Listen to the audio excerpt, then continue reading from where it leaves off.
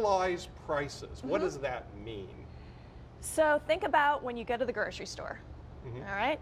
You buy, you're pushing your cart through the store, you're putting things in the cart, you get to the checkout stand. If prices are stable, you have a reasonably good idea about what that's going to look like every week. How about economic growth? I mean, obviously, it's in everybody's interest to be able to promote economic growth. You have more employment opportunities, et cetera.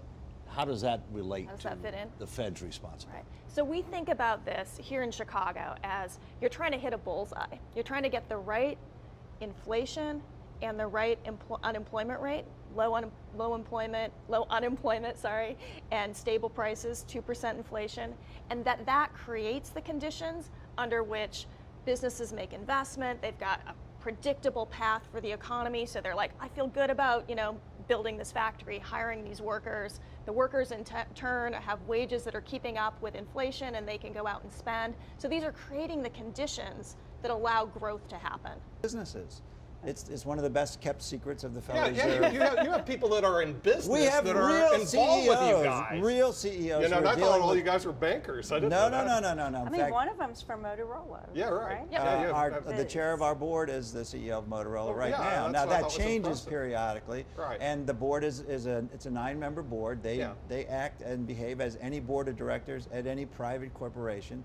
But there's a much larger network than just those 9 people, and we interact with those CEOs probably every week. Okay, what do we do now so that we set conditions up to be healthy 12 months from now? Okay.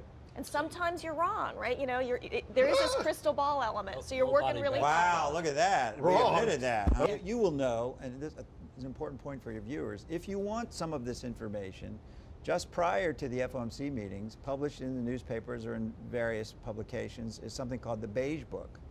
The what book? David, you know this. The David Beige. Doesn't that make it sound No, exciting? wait. No one knows Don't you about this don't you wanna beige read it? book. We're The bankers. Beige We're not very Okay. colorful. What's It's the beige like, book? it's not the gray. Talk to me. Or the plum book. I've seen grays and green. The teal book. That's the other. What is a Right, that's the beige? one. What are you guys talking about?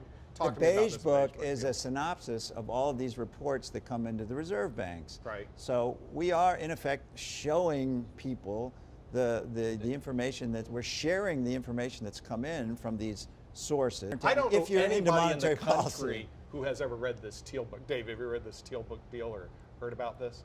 I'll take the fifth on that. Take the fifth on that. Okay, I've never heard of this comment, thing. no comment. No comment at this time. And in the hot seat today, we have Cindy Piedralski, who is the Vice President of the Federal Reserve in charge of cash disbursements, right? Or cash? Cash services. Cash services. But a third of our currency back in the 1800s was being counterfeited. That's a big deal. third, that's a huge. big deal. Okay, so now we've got a Compared big to problem. today, yes. So in April of 1865, I believe I have my dates right, Abraham Lincoln signed, the accord to create the Secret Service, and it was for the counterfeiting of currency. What about, there's a new coin that people have been talking about. It's called the Bitcoin. Bitcoin. The virtual What's this? coin. Yeah. Bitcoin What's that all about? And y'all Bitcoin don't is really a have much to virtual do with it, currency. right? It's every 24 hours we move almost $4 trillion. Oh, you move $4 billion Trillion. every day? Trillion. What, wait, what'd you say? Electronically. Sit 4 down, Nick, trillion and a write day? that out. I'll have to write that out. Write 4 those trillion. zeros Now- out. It's the T. Now, David, when you were 12 zeros. the Comptroller General of the United States, did you move $4 trillion a day, or was it less than that in the United States? No, not that kind of money. Not that kind of money. I Well, what type of remember money were we the talking old about? story used to be $1 billion here, $1 billion Right. there. Pretty soon you got real money. You know, now we're in the trillions. Trillion. A friend of mine suggested that we would never have a cashless society, but we might have a less cash society. Very true. It's a good question. We do a lot of things with regards to bank supervision, but in essence, our mission is to make sure that the banking system is safe and sound, and when you go to a bank to take out your money, that the bank has the money available. All right, so how you guys like a camel? So Camel's ratings are something that is utilized to determine how you would rate a bank and how it's performing. And so, Wait a minute. There's such thing as a camel rating? is. You're not making I this thought up. you would enjoy this. Well, There's I mean, a camel rate. that's obviously an acronym, right? C stands for capital, Sure. asset quality, management, earnings, liquidity. Give us a sense is with regard to the ones that you're responsible for overseeing and doing supervision for, what percentage of the bank assets or financial institution assets would you be overseeing as compared to state regulators or other players? Ballpark. Boy, that may be a number that's knowable. I don't happen to know it. Probably way over 80%.